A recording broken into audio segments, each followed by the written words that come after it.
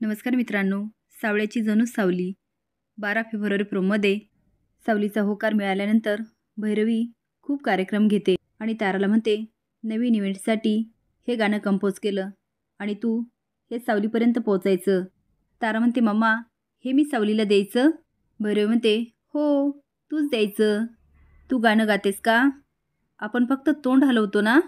मग ह्याची गरज तुला नाही आहे, सावलीला आहे. ती गाते ना गाणं, त्यामुळे हे तिला नेऊन द्यायचं. तारा म्हणते, मेंदळ्यांच्या घरी तिने रियाज केला तर सगळ्यांच्या नजरेत नाही येणार का? भैरव म्हणते, तो तिचा लुकआउट आहे, आपला नाही. मला खात्री सावलीवर. सावली बरोबर हँडल करेल. तिने मला शब्द दिला आणि ती तिचा शब्द पाळणार.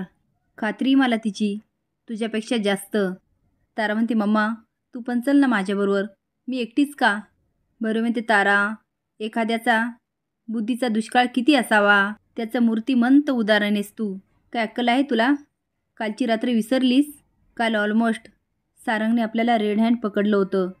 आपण वाचलो या, त्यामुळे मला त्या सिच्युएशनमध्ये टाकू नकोस. तारा म्हणते, मम्मा त्यांनी मला खुदून खुदून विचारलं तर?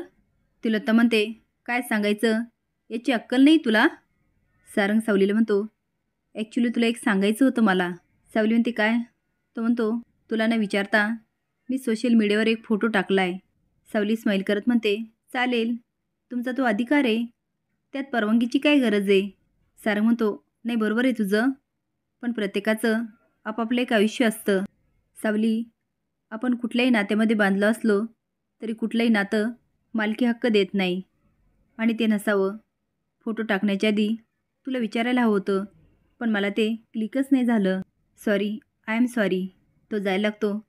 सावली म्हणते, सारंग सर तुम्ही हात ठेवायला विसरलात. आता सारंग खळखळून हसायला लागतो, कारण पहिले त्याला सावली थँक्यू आणि सॉरी म्हणत असते, तेव्हा सारंग हे तिला बोललेलं असतो. सावली म्हणते, आपलं ठरलं होतं ना दोस्तीमध्ये, no sorry no thank you. Sarang म्हणतो, हुशार आहेस.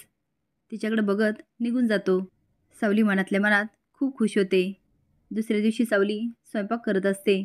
डाळ काढण्यासाठी ती स्टूलवर चढते. तेवढे सारंग येतो आणि म्हणतो, सावली. तेवढे सावलीचा तोल जातो, ती पडायला लागते. सारंग पळत जातो आणि तिला अलगद झेलतो. आता दोघं पण एकमेकडे बघत राहतात. तेवढ्यात ऐश्वर्या येते आणि त्यांच्याकडे बघत उभी असते.